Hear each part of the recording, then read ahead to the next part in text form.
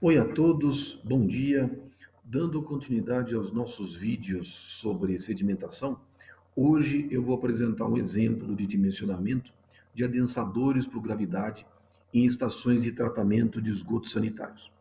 Lembrando, nós já produzimos alguns vídeos anteriores e no nosso último vídeo nós falamos sobre a sedimentação em zona, ou tipo 3. E lá eu mostrei para vocês que o principal parâmetro de projeto de unidades que tem como característica a ocorrência da sedimentação em zona é o parâmetro carga de sólidos. Então, nesse vídeo, o que nós vamos fazer? Eu vou mostrar para vocês um exemplo, na verdade são dois exemplos de dimensionamento de adensadores por gravidade para duas diferentes concepções de estações de tratamento de esgotos sanitários.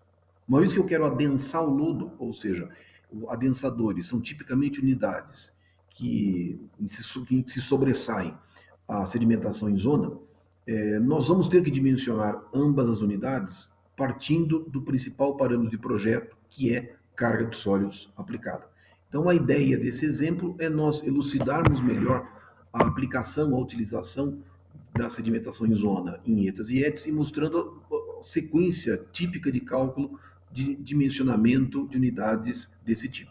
Bom, o que nós vamos fazer? Nós vamos apresentar dois casos, são duas ETs.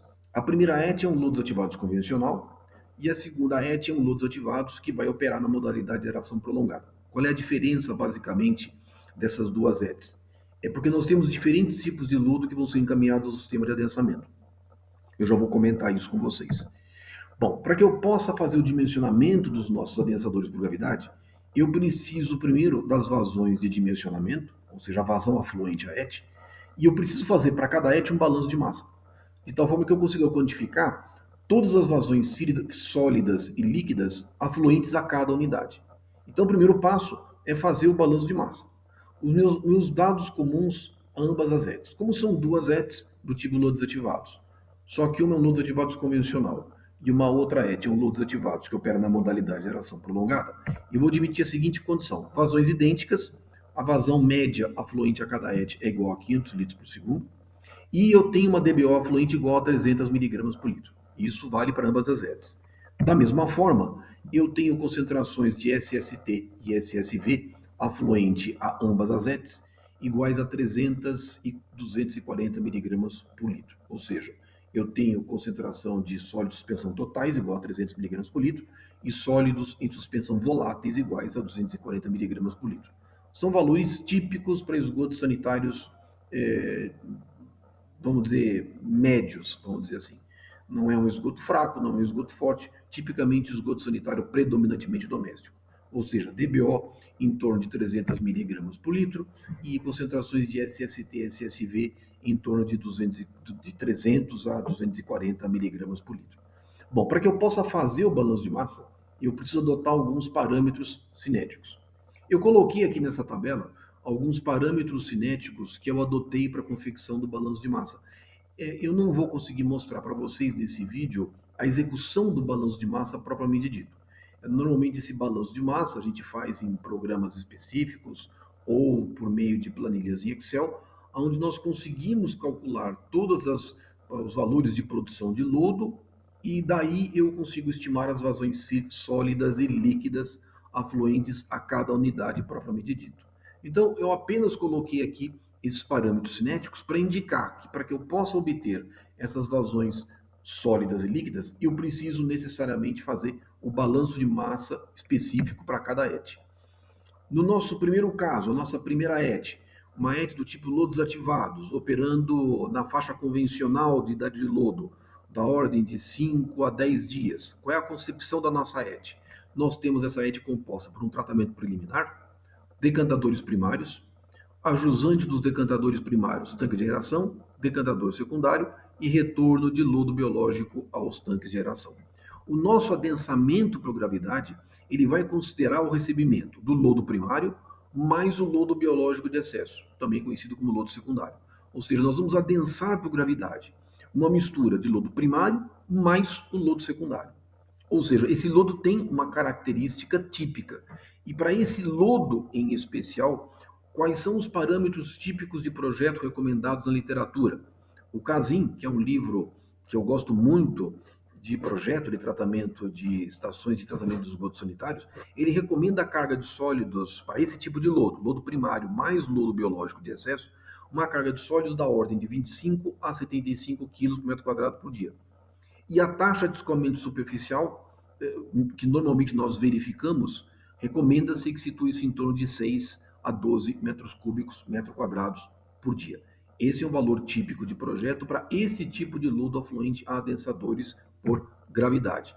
Nós vamos adotar no nosso balanço de massa uma idade do lodo igual a 8 dias, ou seja, eu vou estipular uma idade do lodo típica de projeto para essa ET, e as nossas vazões afluentes aos nossos adensadores por gravidade serão o lodo primário mais o lodo secundário.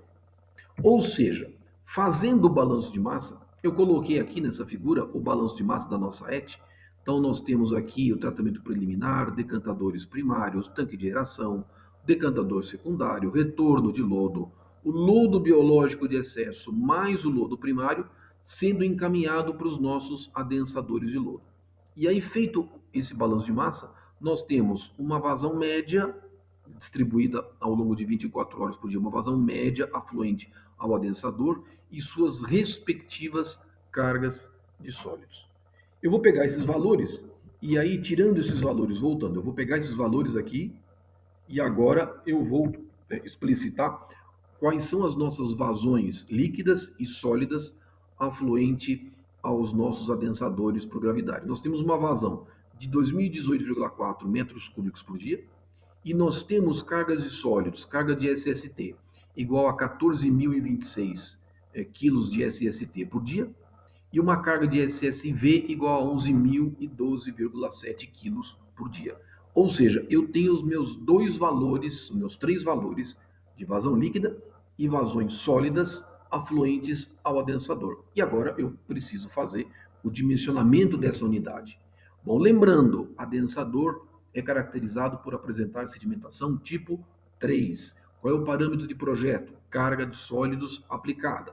A taxa de escoamento superficial ela é apenas sujeita à verificação. Ela não é um parâmetro de projeto, propriamente dito. Ela verifica-se, mas não é um parâmetro de projeto.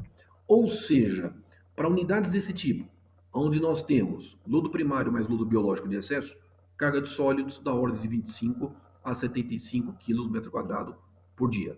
Taxa de escoamento superficial variando de 6 a 12 metros cúbicos metro quadrado por dia. Preciso adotar alguns parâmetros de projeto. Eu vou adotar uma carga de sólidos aplicada igual a 50 quilos por metro quadrado por dia e vou adotar, para fins de verificação, uma taxa de escoamento superficial em torno de 8 metros cúbicos metro quadrado por dia. Então, eu vou adotar esses dois valores para o meu dimensionamento. Veja que eu adotei um valor de carga de sólidos aplicada igual a 50 kg metro quadrado por dia. Vocês podem se perguntar, mas não se recomenda de 25 a 75? Então, não é melhor trabalhar com um valor mais próximo de 75, de tal forma que eu consiga minimizar as minhas obras? Vocês vão ver que isso não é conveniente, isso não é recomendável. Eu vou justificar para vocês daqui a pouco. Eu vou adotar, portanto, uma carga de 50, carga de sólidos, e uma taxa de escoamento superficial de 8 metros cúbicos metro quadrado por dia.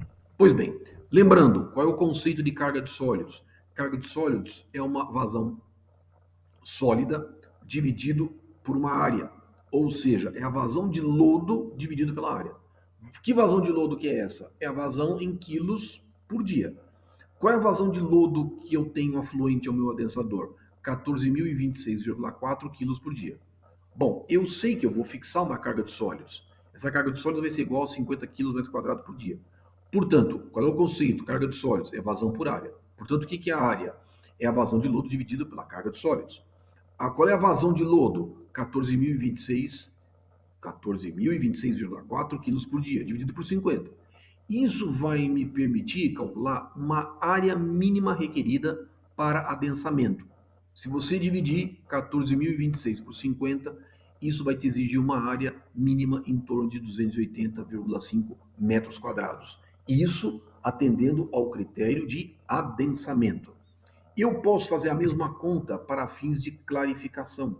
Clarificação significa, deixa eu verificar os valores de taxa de escoamento superficial. Qual seria a área mínima requerida para a condição de se trabalhar com taxa de escoamento superficial Já dissemos de 6 a 10 metros cúbicos, 6 a 12 metros cúbicos, metro quadrado por dia. Mas vamos lá. O que é taxa de escoamento superficial? Vazão por área. Então o que é a área? Vazão por taxa de escoamento superficial. Mas que vazão que é essa? É vazão líquida. Qual que é a vazão líquida afluente ao meu adensador? 2.018,4 metros cúbicos por dia, dividido por 8, vai me exigir uma área em torno de 252,3 metros quadrados. Agora veja, o que acontece? Eu tenho aqui, deixa eu mover para cá, aqui, deixa eu mover. Então nós temos, na verdade, duas áreas mínimas requeridas. Uma área mínima requerida exigido pelo critério de atendimento ao valor de taxa de escoamento superficial e carga de sólidos. Qual que é a área mais restritiva? É aquela que está associada ao parâmetro carga de sólidos aplicado. Veja que a maior área exigida é para adensamento. Eu preciso de uma área de 280,5 metros quadrados. Então, este é o valor que eu vou utilizar no meu dimensionamento. Ou seja, eu tenho duas áreas, eu tenho que utilizar o maior valor. Normalmente, quando nós dimensionamos adensadores por gravidade, sempre o critério de projeto mais restritivo é carga de sólidos. Por isso que eu disse para vocês, o parâmetro do projeto é carga de sólidos. A taxa de escoamento superficial nós verificamos. Na verdade, eu nem precisaria ter calculado essa área mínima requerida baseado no critério de taxa de escoamento superficial. Eu nem precisaria. Eu fiz por curiosidade, porque normalmente o parâmetro de projeto mais restritivo é carga de sólidos. Eu preciso, portanto, de uma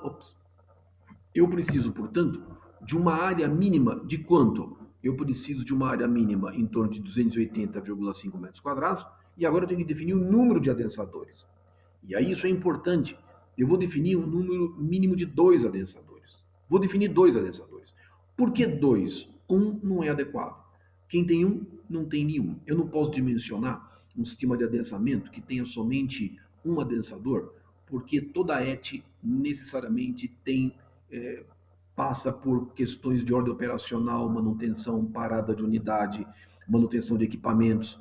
Quem tem um, não tem nenhum. Eu não posso dimensionar ET com um adensador apenas, porque se eu tiver que tirar a unidade para fora de operação, o meu sistema de adensamento não vai funcionar. E isso vai me trazer prejuízo na operação do tratamento da fase sólida. Então, eu vou adotar 2 unidades. Agora vai ficar mais claro por que eu adotei um parâmetro de projeto não muito conservador. Por quê? Porque se eu tirar uma unidade de operação, toda vazão de lodo vai ter que ser encaminhada para uma unidade apenas. Ainda que eu tenha, em um período curto de tempo, um parâmetro operacional um pouco mais elevado, é por um curto período de tempo. Isso não me prejudica de sobremaneira a operação da ET. Agora, se eu dimensiono com um parâmetro muito restritivo, ou seja, muito próximo do seu valor, do seu limite superior, fatalmente essa unidade, quando uma delas for tirada de operação, a outra unidade vai trabalhar com uma sobrecarga gigantesca, o que não é adequado. Por isso que eu não posso trabalhar com parâmetros de projeto muito restritivos. Eu tenho que sempre trabalhar com uma certa folga, com segurança. Ou seja, eu tenho que ter uma certa coerência no dimensionamento dessas unidades, levando sempre em consideração o aspecto operacional. Eu não posso olhar somente o aspecto econômico, no qual eu, utilizando parâmetros de projeto muito restritivos, eu diminuo o tamanho das unidades, mas em compensação eu trago um prejuízo significativo na operação da minha ET. Então eu vou adotar 2 adensadores. Pois bem, vamos lá, deixa eu acertar aqui, isso. Adotando 2 adensadores, nós temos uma área total igual a 280,5 metros quadrados. 280,5 dividido por 2, a área individual de cada adensador vai ser igual a 140,3 metros quadrados. Vou adotar unidades circulares, porque é mais comum, os meus equipamentos de remoção de lodo, os equipamentos mais econômicos são para unidades circulares, vou adotar unidades circulares. E aí o meu diâmetro mínimo do meu adensador, se nós fizermos a conta, lembrando a área π é quadrado sobre 4, então o diâmetro mínimo do meu adensador vai ser igual a 3,4 metros. Aí lembrando que eu tenho que adotar o diâmetro do adensador que seja compatível com os equipamentos de remoção de lodo que eu tenho disponíveis no mercado. Então eu tenho que levar no mercado, fazer uma consulta aos fabricantes e aí adotar um diâmetro que seja compatível com os equipamentos fabricados no mercado. Eu vou adotar, portanto, um adensador, 2 adensadores, com diâmetro, aqui não é decantador, o diâmetro do adensador é 14 metros, e aí a altura útil do adensador, ele é função da altura do equipamento de remoção de lodo. Então, o diâmetro do meu adensador será igual a 14 metros e eu vou adotar duas unidades. Duas unidades. Aqui, para vocês terem uma ideia, eu coloquei nessa tabela alguns valores que me indicam o dimensionamento desse adensador para essa ET. Então, nós temos uma carga de sólidos enviada, 14.026 quilos por dia, de SST, SSV, 11.012 quilos por dia. Nós fizemos a conta da área mínima requerida para vazão média. Nós temos, adotamos adensadores, decantador, o diâmetro do adensador é 14 metros. Temos a área total das unidades. Temos a área total de uma unidade fora de serviço. Se eu tirar uma unidade de operação, eu vou ter uma área total em operação igual a 153,9 metros quadrados, porque agora eu tenho um adensador com diâmetro igual a 14 metros. E aí o que acontece? Taxa de escoamento superficial para vazão média, 6,6 metros cúbicos metro quadrado por dia. Nós estamos falando de 6 a 12, tranquilo. Taxa de escoamento superficial, se eu tirar uma unidade fora de serviço, tirei uma, qual vai ser a taxa? 13,1 metro cúbico metro quadrado por dia. 13,1 não é muito distante de 12. Lembrando que essas questões de ordem de manutenção, operação, situam-se na faixa de 2 dias, 3 dias, então não causam impacto tão significativo na ET ou operar o adensador com valores de projeto um pouco mais elevados. Mas se eu tivesse adotado um valor muito restritivo, o que iria acontecer? Eu teria um valor muito maior. Carga de sólidos para vazão média, 45,6 quilos metro quadrado por dia. Carga de sólidos, admitindo uma unidade fora de serviço, 91. 91, tá? De fato é superior a 75, mas é um valor que não está muito longe. Eu consigo operar o adensador durante curto período de tempo, com uma carga de sólidos um pouco mais alta. Daí, mais uma vez, a necessidade de nós não adotarmos parâmetros de projeto tão restritivos. Esse é o dimensionamento que nós fizemos para a nossa ET do tipo lodos ativados convencional. Agora nós temos o nosso segundo dimensionamento, que é uma ET do tipo lodos ativados, operando na modalidade aeração prolongada. Ela é uma ET do tipo aeração prolongada. Opa, esqueci de trocar aqui o título. É uma ET do tipo aeração prolongada. O que nós temos? Nós temos aqui um tratamento preliminar, não tem decantador primário, eu tenho tanques de aeração. O tanque de aeração, o lodo, é encaminhado para o decantador secundário, é feita a separação de sólidos, o lodo biológico de excesso, o lodo biológico retorna para o tanque de aeração, e agora qual que é o lodo que vai ser adensado? É o lodo biológico de excesso. Ele vai ser adensado por gravidade, seguindo para a etapa de desidratação. Veja que nessa concepção da ET eu não tenho digestor, porque como é uma ET trabalhando na modalidade aeração prolongada, a idade do lodo é alta, é superior a 18 dias. E o que acontece? O lodo já sai devidamente estabilizado. Eu não preciso da etapa de digestão. Então, o lodo, uma vez adensado, ele segue diretamente para o sistema de desidratação. Então, o que vai ser adensado nos nossos adensadores? Será adensado somente o lodo biológico. Somente lodo biológico. E aí, a faixa típica de carga de sólidos, de dimensionamento de adensadores, para esse tipo de lodo, varia em torno de 20 a 40 quilos por metro quadrado por dia. Ou seja, o lodo biológico tem características diferentes do lodo primário, ou uma mistura de lodo primário e lodo biológico. É um lodo que sedimenta, ele adensa pior. Portanto, a carga de sólidos ela é menor. A taxa de escoamento superficial situa-se em torno de 4 a 8 metros cúbicos metro quadrado por dia. Bom, então, o que nós precisamos fazer mais uma vez? Fazer o balanço de massa para essa ET, trabalhando como lodos ativados na modalidade aeração prolongada. Eu vou adotar uma idade do lodo igual a 20 dias. Agora, a gente sabe que a vazão afluente ao adensador é apenas o lodo secundário, ou seja, o lodo biológico em excesso, que tem que ser descartado do processo de tal forma manter uma idade do lodo em torno de 20 dias. Então, é somente lodo biológico de excesso, lodo secundário. E lógico, de tal forma que eu consiga ter as minhas vazões de dimensionamento, eu preciso fazer o balanço de massa. Feito o balanço de massa para esta ET em particular, operando na modalidade aeração prolongada, eu tenho a minha carga de sólidos afluente ao adensamento. Eu tenho a minha carga de sólidos, tenho vazão e tenho cargas de sólidos aplicadas no sistema de adensamento. Que vazões são essas? Eu tenho uma vazão igual a 1067,4 metros cúbicos por dia, vazão líquida. Carga de sólidos, eu tenho uma carga de SSTs igual a 7.471,7 kg de SST por dia. E a carga de SSV, 5.066 kg de SSV por dia. Portanto, são os meus valores agora típicos de dimensionamento dos meus adensadores por gravidade. Lembrando, é um adensador, meu parâmetro de projeto é carga de sólidos aplicada e eu verifico a taxa de escoamento superficial. Da mesma forma. Bom, eu tenho os meus valores de projeto. Lembrando, a carga de sólidos varia de 20 a 40 kg metro quadrado por dia. E a taxa de escoamento superficial, recomendação, situa-se em torno de 4 a 8 metro cúbico metro quadrado por dia. E eu vou adotar os meus valores de projeto. Que valores? Eu vou adotar uma carga de sólidos igual a 30 kg metro quadrado por dia, um valor intermediário. Como recomenda-se de 20 a 40, eu vou adotar 30 kg metro quadrado por dia. E uma taxa de escoamento superficial em torno de 6 metros cúbicos metro quadrado por dia. Agora, o que eu vou fazer? Vou fazer os mesmos cálculos que eu fiz anteriormente. Como eu tenho a carga de sólidos, eu tenho a vazão de lodo afluente ao adensador, e eu tenho o meu parâmetro de projeto estabelecido, então agora eu vou calcular qual é a área mínima requerida para adensamento.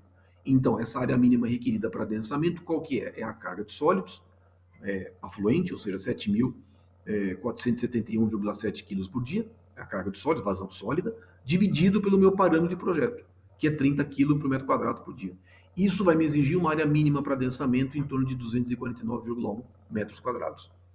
Vamos fazer agora o cálculo admitindo a adoção de uma taxa de escoamento superficial de 6 metros cúbicos metro quadrado por dia. Qual que é a vazão afluente?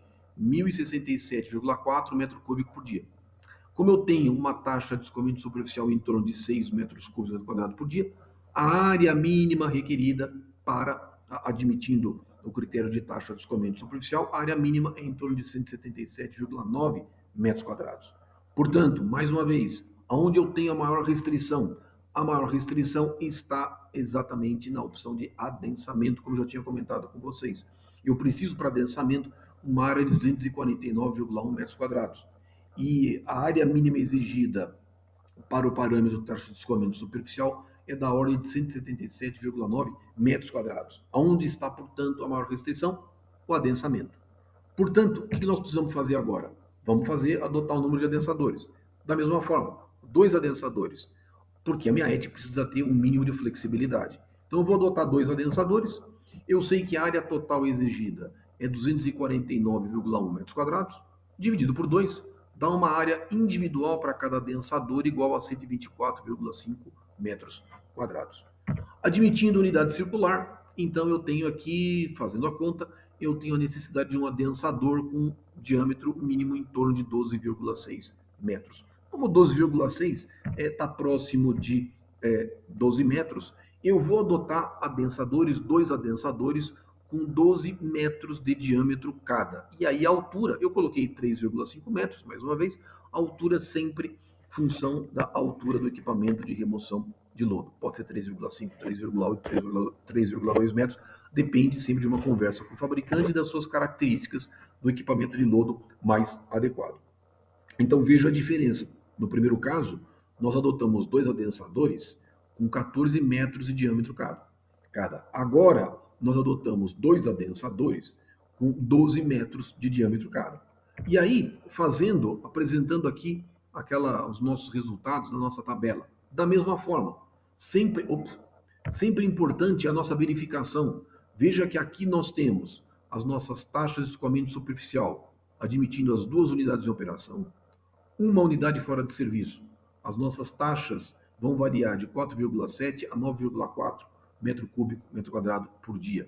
E a carga de sólidos aplicada vai variar de 33 quilos por metro quadrado por dia até 66 quilos por metro quadrado por dia. 66 admitindo, logicamente, uma unidade fora de operação. Então, durante um período onde eu tiver a necessidade de retirar uma unidade fora de operação, eu vou ter que trabalhar com a unidade em operação com uma carga de sólidos um pouco mais elevada. Por isso, mais uma vez, que é importante nós sempre trabalharmos com os parâmetros de projeto um pouco mais folgados, de tal forma que me garanto a flexibilidade operacional da minha ET. Bom, aí o meu arranjo geral, né? Aí, né, lógico, depende do arranjo. Então nós temos aqui os nossos dois adensadores por gravidade. O lodo a ser adensado, ele normalmente é encaminhado para uma caixa de mistura de lodo. Por quê? Porque muitas vezes as descargas de lodo não são necessariamente contínuas ao longo do tempo.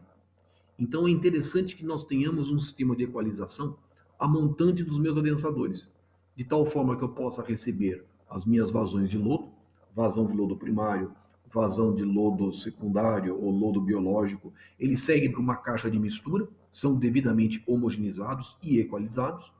E aí, uma vez equalizados, eu envio para ambos os adensadores uma vazão constante ao longo do tempo, de tal forma que os adensadores nunca trabalhem com pico de vazões.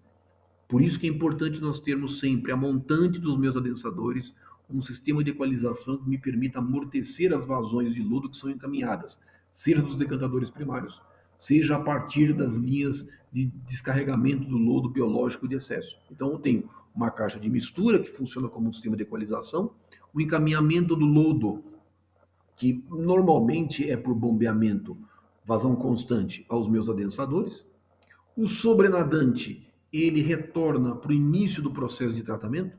Normalmente, esses sobrenadantes, eles se juntam com os outros sobrenadantes que são gerados na ET, que pode ser do sistema de desidratação, pode ser dos digestores de lodo. Então, normalmente vai para uma caixa, uma estação elevatória, retornam de novo para o início do processo. E o lodo adensado, ele segue posteriormente para os seus diferentes usos. No caso do MAET, lodos ativados convencional, ele segue para o sistema de digestão. Para uma ET aeração prolongada, ele vai seguir para o sistema de desidratação. Então, esse lodo vai seguir para a sua destinação final, conforme a concepção da ET. Se for uma ET lodos ativados convencional, segue para o digestor. Se for uma ET aeração prolongada, lodos ativados aeração prolongada, vai seguir para o sistema de desidratação. Tá? Pois bem, questões relevantes, questões importantes, que a gente sempre coloca no final dos vídeos, de forma a gente deixar bem claro as questões mais conceituais do dimensionamento de adensadores por gravidade, de outros assuntos. Primeiro ponto, vazões, carga orgânica e concentrações de sólidos afluentes aos adensadores por gravidade, eu tenho que determinar com base no balanço de massa. Ou seja, eu não consigo fazer dimensionamento da ET sem fazer o balanço de massa. Eu preciso fazer o balanço de massa de tal forma que eu consiga ter as vazões líquidas e sólidas afluentes a cada unidade. Eu preciso do balanço de massa. Vai? Ops, foi. Segundo ponto. Quando nós falamos em adensadores, o parâmetro de projeto é carga de sólidos aplicada. Por quê? Porque nós estamos falando em unidades de adensamento, cujo principal processo de separação de sólidos é a sedimentação em zona, ou tipo 3. Portanto, parâmetro de projeto de adensadores, onde eu tenho tipicamente sedimentação em zona, é carga de sólidos aplicada. Esses valores de carga de sólidos aplicadas dependem do lodo a ser adensado. Por isso que eu apresentei nesse exemplo duas ETs distintas. Uma ET lodos ativados convencional, quando nós temos uma mistura de lodo primário mais o lodo secundário. E apresentei o segundo caso de uma ET do tipo lodos ativados operando na modalidade de aeração prolongada, que o adensador somente receberá o lodo biológico de excesso. São lodos distintos. Portanto, os valores de carga de sólidos utilizados no dimensionamento, eles são diferentes, porque esses lodos apresentam diferentes condições de sedimentabilidade e de adensamento. Da onde que eu tiro esses valores? Depende da suspensão, depende do lodo que eu estou adensando. Então, quando nós trabalhamos com lodo dietas, lodos dietes, nós temos esses valores bem consolidados em função de inúmeras estações de tratamento trabalhando ao longo do tempo e que permitiram os profissionais estabelecerem valores razoáveis, adequados para o bom dimensionamento dessas unidades. Ah, mas se eu estiver trabalhando com um lodo desconhecido, um lodo de uma indústria desconhecido, por exemplo, o que eu faço? Bom, aí você precisa fazer os seus ensaios de adensamento e aí estabelecer para o teu lodo em particular os valores de carga de sólidos mais adequados. Eu mostrei isso para vocês no nosso vídeo anterior, quando nós falamos sobre a teoria da sedimentação em zona. Se alguém tiver alguma dúvida, assiste o vídeo, que lá nós falamos um pouco mais de cuidado acerca de como são efetuados esses ensaios e como nós interpretamos os valores obtidos nesses ensaios. Bom, sempre que possível, parâmetros de projeto, sempre mais conservadores. Por quê? Porque eu preciso sempre pensar no projeto de uma ET, pensando nas suas condições operacionais. Eu sempre tenho que ter uma unidade reserva. Eu não posso projetar uma ET tendo apenas uma única unidade, a menos que seja uma ET muito pequena, uma coisa muito particular. Mas, via de regra, eu sempre tenho que ter, né, sempre a possibilidade de ter uma unidade reserva. Por quê? Porque essas unidades necessitam de manutenção. Eu preciso tirar fora de operação para fins de manutenção. Então, eu tenho que ter sempre uma unidade, a possibilidade de tirar uma unidade fora de operação para fins de manutenção e tem que ter uma outra trabalhando. Na verdade, aqui nós adotamos dois adensadores. Eu poderia colocar três, por exemplo, não tem problema nenhum. Foi uma opção minha adotar dois, mas eu tenho que ter a possibilidade de colocar sempre uma unidade fora de operação para fins de manutenção. A dimensão dos adensadores, né, lógico, é função das características do equipamento de remoção de lodo. Então eu faço as minhas contas, faço os meus cálculos, mas eu tenho que adequar a dimensão do meu adensador conforme os equipamentos disponíveis no mercado. Por isso que eu faço a conta, eu fiz o cálculo, e aí eu adoto 12, 14, 16 metros, depende dos equipamentos disponíveis no mercado. Então eu sempre preciso fazer consulta aos fabricantes de tal forma que eu faça um projeto adequado à minha realidade, a realidade que eu tenho de equipamentos disponíveis no mercado nacional. Bom, sempre lembrando, né, eu sempre recomendo esse livro. Como nós fizemos esse exemplo de cálculo para uma ET, né, eu sempre recomendo àqueles que desejem continuar os estudos, aqueles que gostam de projetos de estações de tratamento de esgotos sanitários, eu sempre recomendo esse livro do Casim e do Sul. Esse livro do Casim é um livro excelente, excelente. E ele fala exclusivamente sobre projetos de estações de tratamento de águas residuárias. São 2 volumes, né? Num primeiro livro ele fala sobre princípios básicos, ou seja, o tratamento típico fase líquida, diferentes concepções de ETS. No segundo livro ele fala sobre reuso e tratamento da fase sólida. Então são 2 livros, são livros excelentes. Recomendo, se vocês quiserem dar continuidade aos estudos de vocês, recomendo fortemente a aquisição de ambos os livros e um estudo bem concentrado. É um excelente livro de projeto. Os 2 livros são excelentes. Recomendo a aquisição, compra e estudo. Tá bom? Bom, aqueles que necessitarem continuarem os seus estudos, que quiserem estudar outros assuntos, além do que nós estamos vendo nesses vídeos, recentemente eu publiquei um segundo livro, chamado Princípios, Fundamentos e Processos em Engenharia Ambiental. Esse livro está em PDF, ele é gratuito, pode ser baixado diretamente nesse site, e é um livro de fundamentos. Então, aqui nós falamos sobre reatores ideais, reatores não ideais, fundamentos de química aquática, processos de precipitação química, absorção, arraste com ar, processos de desinfecção. É um livro que eu fiz com o intuito de fornecer a vocês uma boa visão sobre fundamentos que nós utilizamos em uma série de processos de operações unitárias utilizadas em ETAs e ETs. Bom, esse livro está gratuito, é gratuito, está em PDF. Vocês podem baixar gratuitamente nesse meu site particular e darem também continuidade aos estudos de vocês. Bem, se alguém tiver alguma dúvida nesse vídeo, coloca nos comentários. Na medida do possível, eu vou respondendo. Se alguém tiver alguma sugestão de tema ou tópico que nós possamos abordar futuramente, também coloque nos comentários e, sendo possível, nós vamos tentar produzir novos vídeos para vocês. Bem, eu agradeço a vocês a paciência por terem assistido até o final e um abraço a todos e até os nossos próximos vídeos. Um abração.